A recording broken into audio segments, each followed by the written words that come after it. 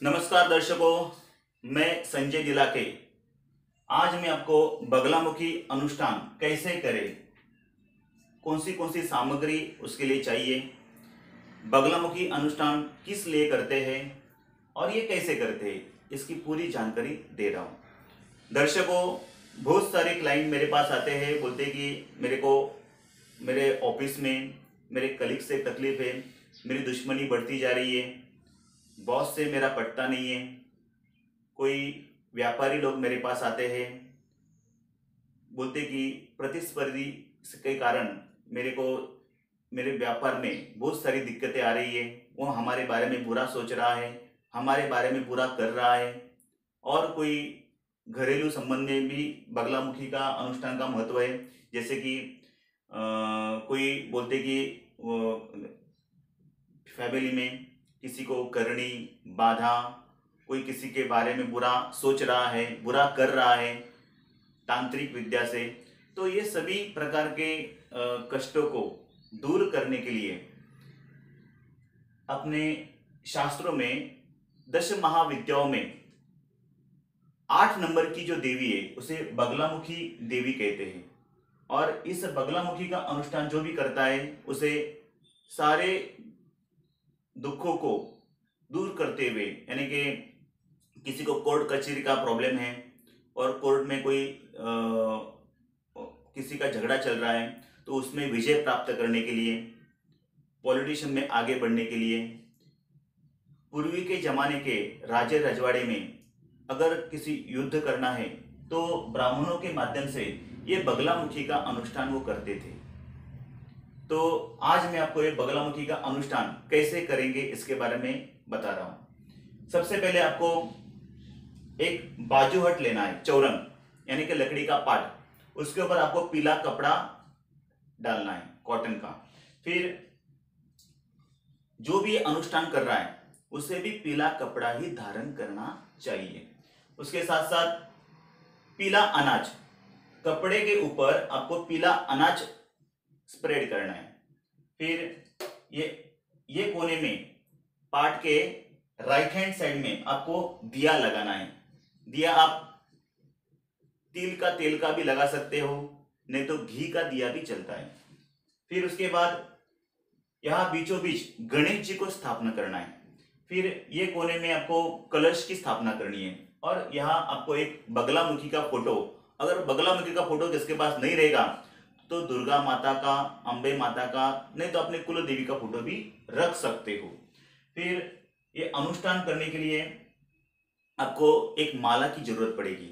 हो सके तो हल्दी की माला अगर आपको मिली तो उसका उपयोग में लाना, नहीं तो फिर रुद्राक्ष की माला, 108 मणि की माला। ये मंत्र करने समय आपको 1.25 लाख मंत्र करना है। जैसे कि एक अंदर से 1,30,000 मंत्र संख्या है, तो रोज आपको 36 माला करनी है। फिर 36 दिन ये आपको माला करनी है। फिर ये जैसे कि उदाहरण देता हूं कि अगर आप 36 माला करते हो तो दिन का 3600 मंत्र का उच्चारण हो जाएगा।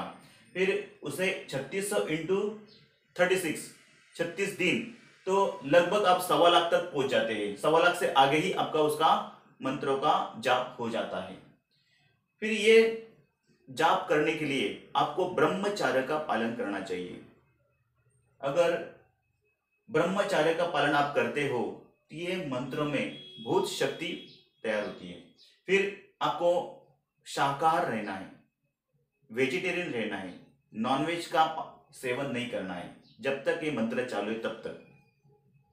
और कोई व्यसन भी नहीं करना है आपको, कोई सिगरेट, दारू, फिर उसके साथ तंबाकू, ये सारे व्यसन से आपको दूर रहना है। फिर ये मंत्र करने के लिए आपको सिद्धि की प्राप्ति होती है। जैसे कि 5 प्रकार की सिद्धि होती है।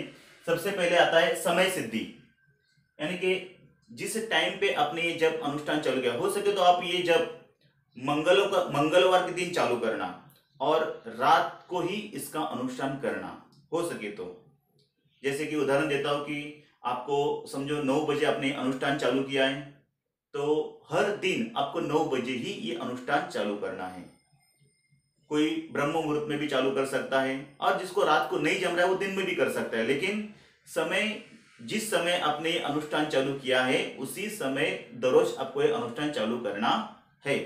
फिर दिशा सिद्धि, आपको दक्षिण के तरफ मुंह करके बैठना है, दक्षिण मुखी बैठ के ही ये अनुष्ठान करना है। फिर उसके बाद आता है संख्या सिद्धि, यानी कि मैंने आपको पहले बताया था कि आपको 36 माला यानी कि 1.25 लाख जाप पूरा करने के लिए दिन में आपके 36 माला होने चाहिए और वो 36 दिन में ही आपको पूरा करनी है। इसे कहते हैं संख्या सिद्धि।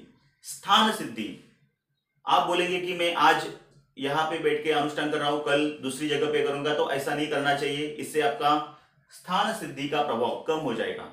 स्थान सिद्धि प्राप्त करने के लिए आपको जिस जगह पे अपने अनुष्ठान चालू किया है उसी जगह पे आपको ये अनुष्ठान आगे बढ़ाना है, उसी स्थान पे।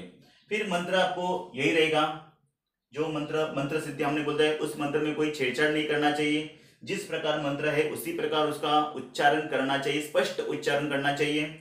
मैं आपको यहाँ दिखा रहा हूं, देखो बगलामुखी का अनुष्ठान कैसे, मंत्र कैसे जाप करते हैं।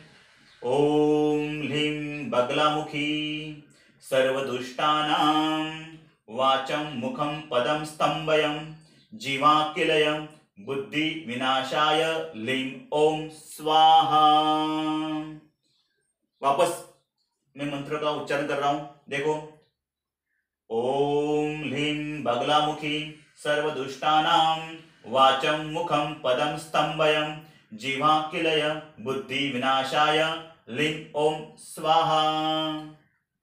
दर्शकों, ये 36 दिन में आपका अनुष्ठान पूरा होने के बाद अभी उसका उद्यापन आपको करना चाहिए, उसकी सांगता करनी चाहिए। तो आप कैसे करेंगे? एक ब्राह्मण को बुला के जितना जाप हमने किया है 1.25 लाख, उसका 1 होम आपको करना है, हवन करना है। ब्राह्मणों को बुला के, अच्छे विद्वान ज्ञानी पंडित को बुला के आपको ये बगलामुखी का 1 हवन करना है और आपको 9 कुमारियों को खाना खिलाना है, उनका अच्छी तरह से उनको कपड़ा दान भी करना है, उनको खुश करना है। तो देखो ये अपना अनुष्ठान पूरा। दर्शकों, ये अनुष्ठान करने से अगर किसी को व्यापार में कोई दुश्मनी है, पॉलिटिशियन में कोई दुश्मनी है, तो वो दुश्मनी दूर करने के लिए, नहीं तो फिर उसके ऊपर विजय प्राप्त करने के लिए ये बगलामुखी का अनुष्ठान आप करते हो।